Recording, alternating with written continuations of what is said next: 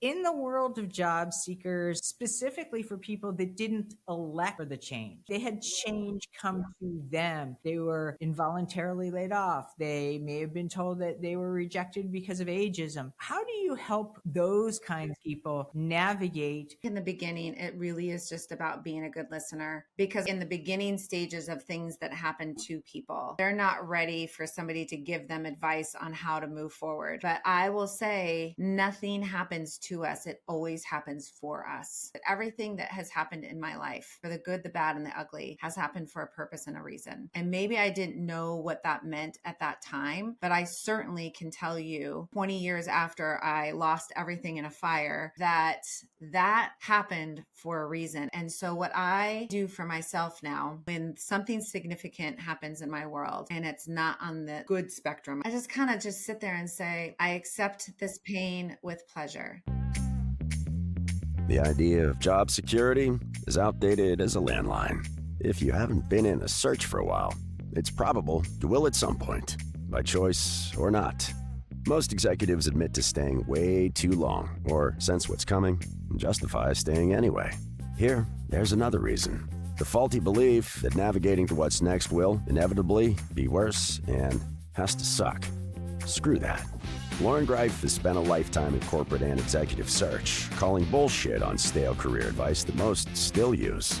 This is Career Blast in a Half, the career podcast for executives ready to cut past outdated career advice to fuel your outcomes now.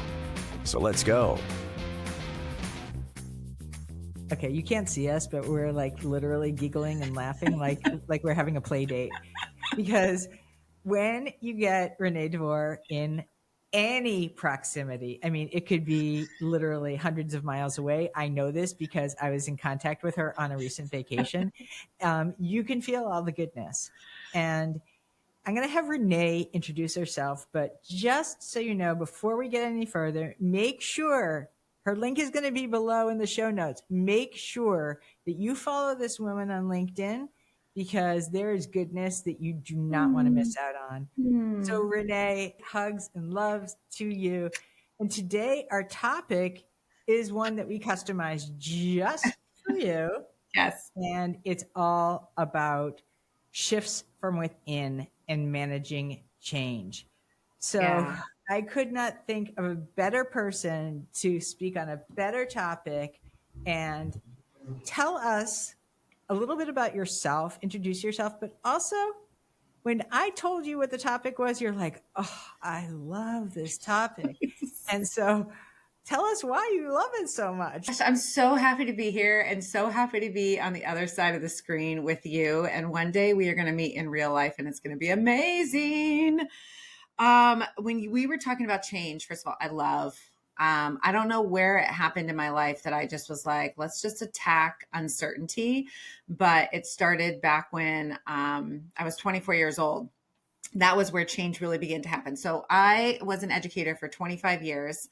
I was a principal for the last 16 of those 25 years. But in the midst of all of that, I was also somebody who wanted to experience life. And so I moved a lot.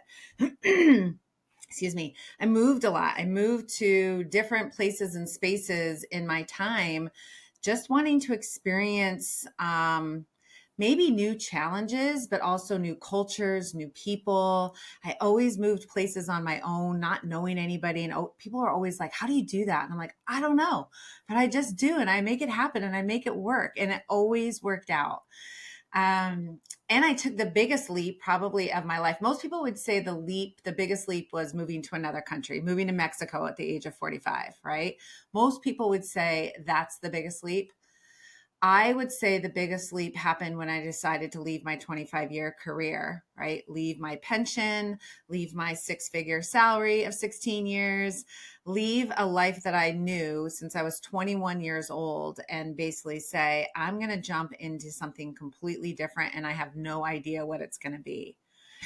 And so I did. At the age of 48, I left my 25-year career.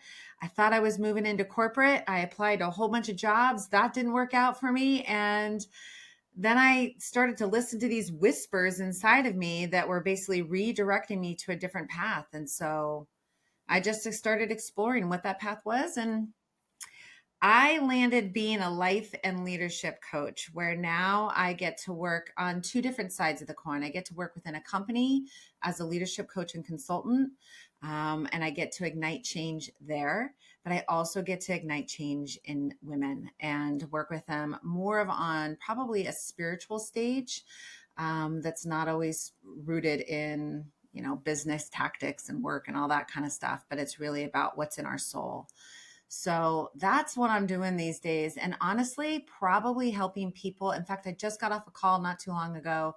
Somebody who's like talking this entire time about how they dive into change, but they were really scared in this moment to try something different. I'm like, but your whole life story, you just shared your life story with me, which was all about change. So why now are you scared? Right. So So, this is the perfect kickoff, because I want to say that people say they want to grow, they want to, experience X, Y, and Z. In my world, I hear it like, I want to level up, right? Like, I want all these things to happen. And to some degree, I mean, let's face it, we're always changing whether we elect for it or not. mm-hmm. Nobody wakes up the same way that they did yesterday, or the same mood, or, eating the same breakfast, although there, Mm. there are probably are some, but I want to say few. So for those of us who don't love change, or think we do and then find out, oops, I misspoke, Mm. Mm. what is the first step to allow for that change to happen in the face of our lizard brain that is trying Mm. to keep us safe, and all of that resistance? We can say it and then it comes and we're like, nah, not so sure. So how do Mm. we get to that first place and also reconcile the sides of the coin that are not necessarily all in? I think it's always the first question to ask is, what would it cost me not to change, to make this change, right? Whether that's a marriage, a relationship, a friendship, a career, a move, whatever that is, it's asking yourself the question, like, what would it cost me not to do this? Mm. Um, And so how do you evaluate it if somebody says, it's kind of like, I'm uncomfortable, but I don't know if I'm that uncomfortable.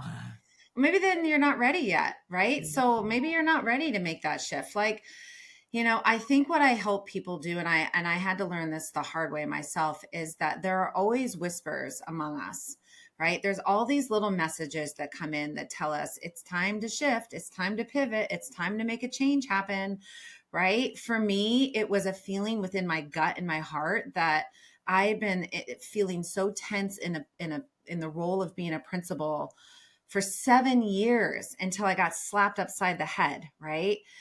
But there were all of these whispers along the way that were telling me, like, oh, it's time for you to look different and time to make a change, right? But the thing that was actually holding me back was that I didn't feel like I had the tools or the time or the resource. I don't know exactly. I haven't really examined that on what held me back for so long.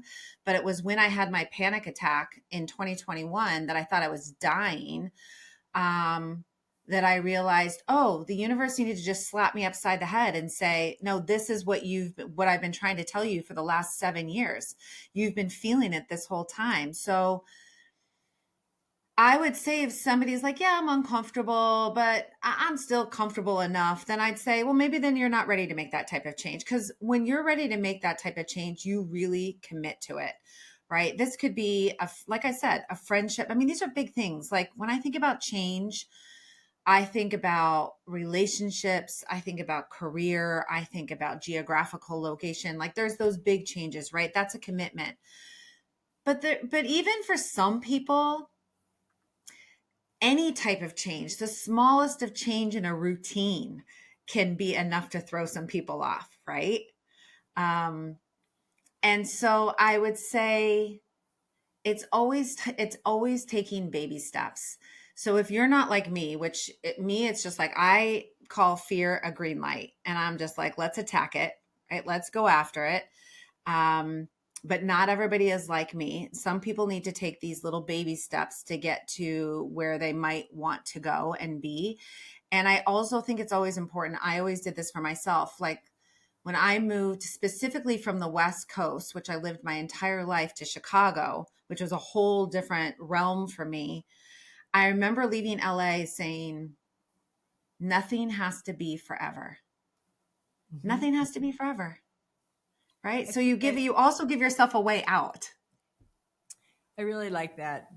You can always go back, and you can always. I like to say, most of the changes, while they may come with a little kicking and screaming in the beginning, um, I'm going to say, at least for my clients and for myself personally, I wouldn't change one thing. Mm-mm. I would never go back, and I think they're 99% for the better, as difficult as they were to make it. So, I like to say, you know, try it for 30 days, and if you want, we can gladly refund your misery, because at the end of the day, you're making a change because there's probably something uncomfortable, right? And Mm, so you can always default back into what that is. mm, In the world of job seekers and change, because we're in a yeah. period of extensive change right now, be it from a political landscape, certainly from a technological landscape, with the endless amounts of bots and AI and everybody, like, cutting corners and doing this and doing that, but also specifically for people that didn't elect for the change, right? They had change Yeah. come to them. They were involuntarily laid off. They may have been told that they were rejected because of ageism. How do you help those kinds Mm, of people navigate when it's not just one change? It feels like everything is changing at the yeah. same time. Hmm. That's a really good question. Because I think so much of it in the beginning for people who don't elect for that type of change to happen is to really be a good listener. I think in the beginning, it really is just about being a good listener, because I think in the beginning stages of things that happen to people, right? They're not ready for somebody to give them advice on how to move forward, right? And how to figure, you know, down the road. And when I say down the road, that's different for everybody, but I will say nothing happens to us. It always happens for us. Right. I have come to an understanding, especially over these last couple of years, that everything that has happened in my life, for the good, the bad, and the ugly, has happened for a purpose and a reason. And maybe I didn't know what that meant at that time, but I certainly can tell you, 20 years after I lost everything in a fire, right, that happened for a reason. And as painful as that time was for me, and as difficult as those moments were, I can, and it actually didn't take me that long to figure out what the reason was for that particular incident. But there's always a reason for everything. There's a lesson in all of it. And so what I do for myself now, and I haven't always been like this, but I've gotten better, is that when something significant happens in my world and it's not on the good spectrum, I guess I would say, I just kind of just sit there and say, I accept this pain with pleasure. Mm, I wow. accept this pain with pleasure, because I know that whatever lesson I'm supposed to gain from this experience is actually going to help me grow into whatever my purpose is here while I'm here. And so I would say the first part of that is really just being a great listener. Not everybody's ready to hear I accept pain with pleasure, right? Not Right. everybody's ready to hear that, but Well, there what do will you be a do if moment in you're time the where they job can. seeker? What do you do if you're not, if you're the coach? Yeah, I can understand the listening, but if you're the Mm, person that's actually in that spot, right? mm, Are you listening to yourself? What are you mm. going through when you are adapting to the tsunami of things that have happened, and you're in a deep state of uncertainty? Yeah. I think it's different for everybody, right? I can only speak for myself, and I've never lost my job before. So I don't know what that feels like. I've made the choice to leave every job I've left. Mm. Um but I've read a book recently on somebody who did lose their job, and has spoken very openly about it. And so I've been able to empathize based on their experiences. And I think it's just like grief, right? You're grieving the loss of a job, a loss of security, a disrespect. There's a lot of things, I think a lot of emotions that people feel in these moments. And it's not so much where you can go to receive the help. It's sometimes it's almost just sitting with those feelings for a little bit.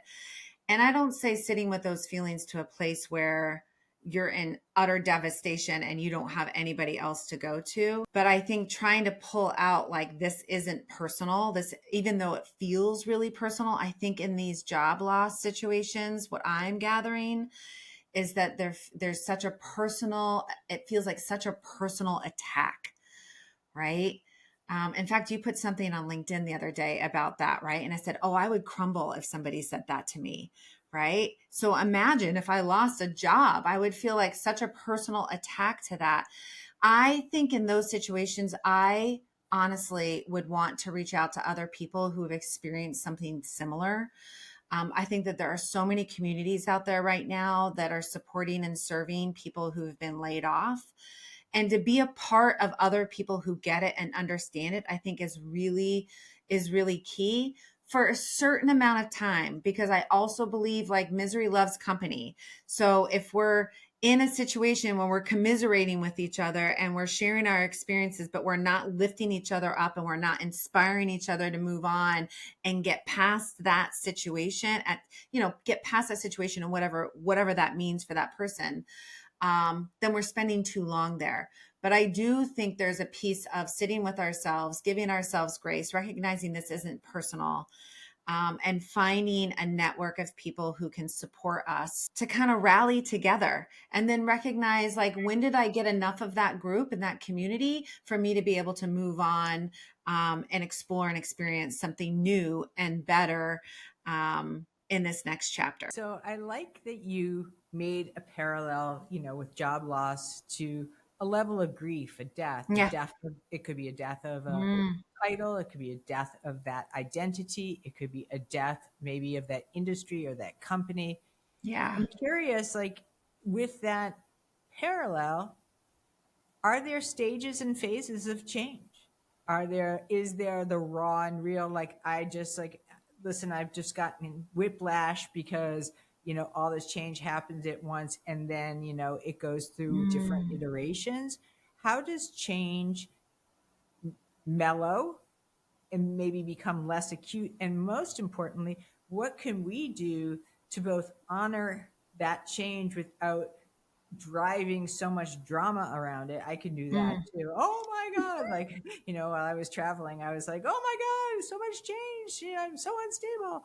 So like, how do those two things, of course it's different for every person, but what are some things that we can do so that in the phase or stage of change, we can still show up in a way that builds our own dignity and self-respect, and Mm. hopefully doesn't necessarily jeopardize too much energy output that is going to deplete us. I think you have to find what grounds you, right? And for everybody that's different. So when I think about change, that is an evolution. Change is an evolution. And again, I think that this is personal for everybody and how people experience. So I'm somebody who might on this side of it say, I'm all for change, and just I don't know how I would navigate job loss. I know I would feel like it's a personal attack. I already know that, and I don't even need to experience it, right?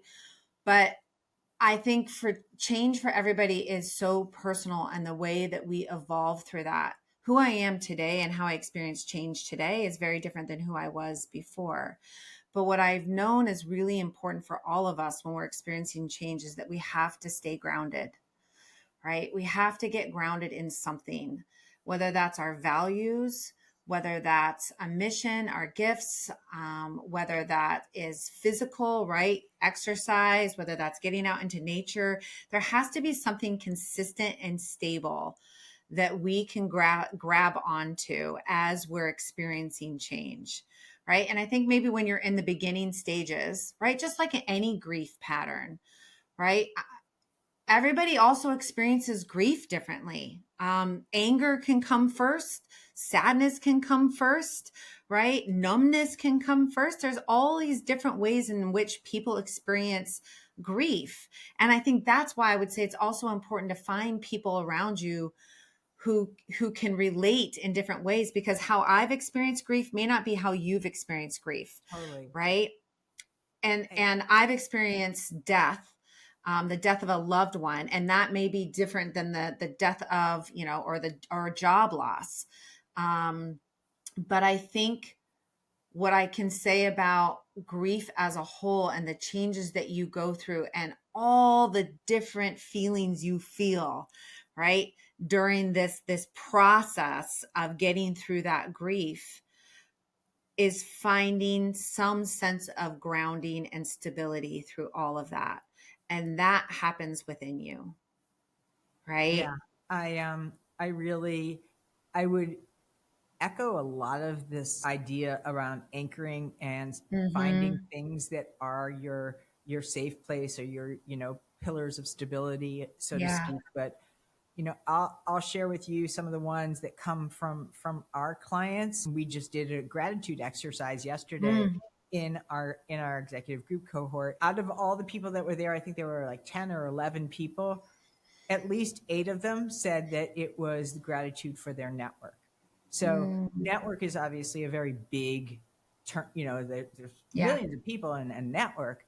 But what I would say is, find your quote unquote 5 people, the 5 people that are going to, lift you up, inspire you. I like Mm-hmm. to pick people like I have the friend that's like the consoling friend. I have the friend Mm-hmm. who's like, the moonstruck, like slap, snap out of it Yeah. friend. You know who to go to. Yeah, I have a whole bunch of people that are more like analytical, and then other people that are more, on the softer emotional side. Yeah. And so what I will say with respect to any of that, for the people that you ask advice from Mm. with change, pick the people who you inherently trust, right?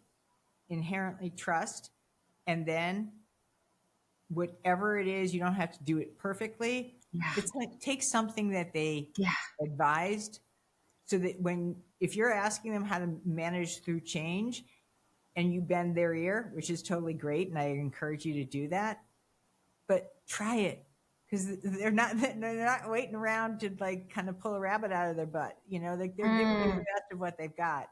And I know for so many, myself included, I say I want change, and I say bring it on, and then I'm like, oh my god, I'm so in over my head. What was I thinking? So I think that that's Yeah. that's just a part of the normal part of change, is you don't really know what that change is until you're in it. Yeah, I think you really bring up an important point too, that when we ask for people's advice, we have to recognize that some of that can turn into noise, right? Mhm. And I think what you shared, it's like when people are giving advice, it's like pick and choose what you want to take out of it. It does not have to be the holy grail of like you have to go and do everything that everybody tells you, because there's going to be a lot of people out there who are going to give you unsolicited advice as well, right? I think it's also important on the other end, if you are somebody who's receiving someone else who has suffered some sort of loss, specifically in this case, job loss. It's always nice to ask the question like, would you like some feedback? Would you like some advice? How would you like me to show up to this conversation for you? Right. So that, Totally. because we don't always know what the other person is searching for unless we ask that person. So if I know somebody, like a friend is coming to me, I might ask the question like, how do you want me to show up for you? Do you want me to just be a listener? Do you want me to be a coach? Do you want my feedback? What do you need from me? And so I think it's important on the other end too, for people who are listening to this, is that if people are coming to you after having just experienced something, and maybe they're searching for something from you, you just need to ask that question. What do you need from me in this conversation right now? So I know that you work with a lot of other coaches. You help people in all kinds of transition periods in their life. What I'm curious about, how do they navigate through, yes, they're grounded, or yes, they have that, but how do they know how to keep going? Right? Where do you find your mojo in the periods that can seem a little on the dark side? Mm. Can I go a little woo woo? Go. Yeah. That is probably what I work most with my clients on. Those are the messages that I'm talking about. Those are the whispers, the glimmers, right? You see those, you've heard those before. Those are the little signs that are all around us that are saying we're headed in the right direction. And here's what we also need to know. Even if we take a misstep, right, even if we go in a path and maybe that we're not supposed to go on, that just recalibrates somewhere and says, okay, they've decided to go down this path, so we're just going to send some more messages to get them back on track here, right? That was the panic attack. That was when I got a slap upside the head, because there was many moments in that 7-year journey that I was being told it's time to move on. So, and I didn't. I went to Mexico. That was right. I went to this path to Mexico. And that probably should have been the time where I said, okay, I'm not doing education anymore, but I didn't. So I had to, the universe had to recalibrate and say, all right, well, she's made a decision, come back to education. And we know that's not going to work out. So let's just get her going here. So I would say when I work with my clients and they're heading in a significant change, I'm always looking for ways that we can seek affirmation that we're heading in the right direction. And a lot of that comes internally, right? Like, what does our gut, what does our heart say? What do we feel as we're taking these steps? Because truthfully, we might go and seek from everywhere else and everyone else to give us the direction that we need to go in, but we honestly know exactly what we need to be doing. We just need to feel it. We need, instead of getting up here, spending so much time here, we have to get into our hearts and in our guts, and we have to feel, we have to be and be still and feel deeply on where we're headed. And then Why do as we we, have to? Wait, why do we have to? what do you mean? Why do we have to? Why do we have to go there? Why can't we just Because our head, all we do is say the what ifs. That's our head. We overthink so much. I will say probably more, I don't want to make this gender based, but I would say women. Okay, I'm just going to use me. If I'm in my head too much, right? I could make a plan go awry real quick. So anything I might feel in my gut is the right move, if I let it come to my head and I sit with it too long up there and I try to plan it out and I try to control every move and turn, right? I'm not going to do it because I get all caught up in all the what ifs, right? So I know when there's a feeling within me, like this reaction of some sort that's like Mexico, right? When I have a reaction to me that's like, can I do this? I think I can do this. Maybe I need to do this. And then I just put one foot in front of the other. For me, in the case of moving to another country, all it was just saying something to somebody. All I did was just put in, like, should I move to Mexico? And they were like, yeah, that'd be amazing. Oh my gosh, we'll totally come and meet you there. And I was like, oh, okay. That was my first step, right? My first step into change. It was so small. But when I look back on it, it was so significant because those people gave me permission to think big, right? So those are the little affirmations along the way. Maybe it's synchronicities. Maybe it's the angel numbers, 111s, 2222s, right? 1717, whatever that might be for you. There's whispers and glimmers everywhere that tell us we're headed on the right path. And I think this is also important for your listeners to hear. Even if we take the wrong step, it doesn't mean we've made a horrible mistake in life. We can get back on track. I was actually thinking about, like, I made a wrong turn when I was like out in California driving and had no idea, and it was like rerouting. I was thinking that's Exactly. exactly what happened. Exactly. Right? That's Yeah. perfect. Perfect analogy. So, I too have been through a lot of change. Some I did not sign up for. Other times I really sign up for. And what I also want to kind of do a shout out between you and me and the audience is that even when it's hard and you do it, there is so much self-respect and dignity in doing it. And just saying that you did it, you made that change. You honored you. If you got to that place and you didn't turn around, you completed what it was that you said that you were going to do. And I know that I got a little like in my head when I was on my fishing trip, and you helped me out quite a bit. But my point is also that, I think that when you said that our head can lie to us and try to rationalize, and I consistently run into a lot of people, and I can just say this very candidly, coaching isn't I can't like give you the precise ROI, and I can't like imagine for you. I mean, I have metrics and I'm proud of them, but the point is that the ceiling here, it's up to you. You have no limitations. Yes. You have no limitations.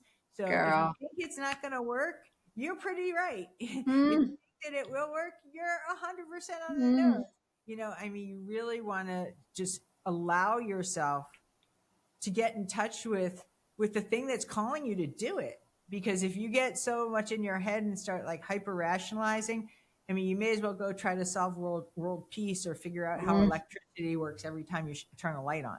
It's like we can overanalyze a lot of things. So if you are in that situation with a lot of change and you are seeking advice, really get in touch with who you're sourcing that information from. Yeah. If it's somebody that you trust, I think there's a big difference. And also, I love what you were talking about. Get to a place where you have groundedness or a sense of clarity. I mean, I think that what's so complicated about change is that we want to fix, manage, and control it. Yeah. when the backdrop and the whole narrative is all over the place. We just want to like squeeze it into some like nice little toothpaste tube and say, okay, like I'll push it and let it come out when I want. And sometimes it works and sometimes it doesn't. And here's the thing, we have such little control. We think we have so much control, but realistically, the only thing we can control is the way we think, right? Our mindset. There's so much in this life that's out of our control. So if we can just learn how to shift our mindset into a way that's actually productive for us, we'd be in a much better place. Well, with that said, we are about to go into a season of change, not only with the actual season of, the fall and, of course, towards the end of the year, but also, it being an election. So please, take good care of yourself, navigate change, find your people, get grounded, and listen to your heart and your soul. So I just want to thank you, Renee. I absolutely am cuckoo bananas crazy for you. And thank you for coming on the show today. Also, for all of you who are listening, I need your help. I really, really, really need your help. Please subscribe to this podcast. Please do that. Number one. Number two, please, somebody out there, do me a solid and write a review for this podcast, because we have over 100 right now. But trust me, we are going to be busting moves in 2025. We're coming up to 100 episodes. And this thing is like some serious hard work. I was like freaking out when I started all that change. But anyway, I'm leveling it out. And now I'm going to take it to the top all over again. So thank you for being with me on this ride. And we love you. And thank you for all that you do, dear listeners. And good luck with everything. Okay? If you need any help, you know where I am. All right? Talk soon. Thank you for joining today. We appreciate your listening ears.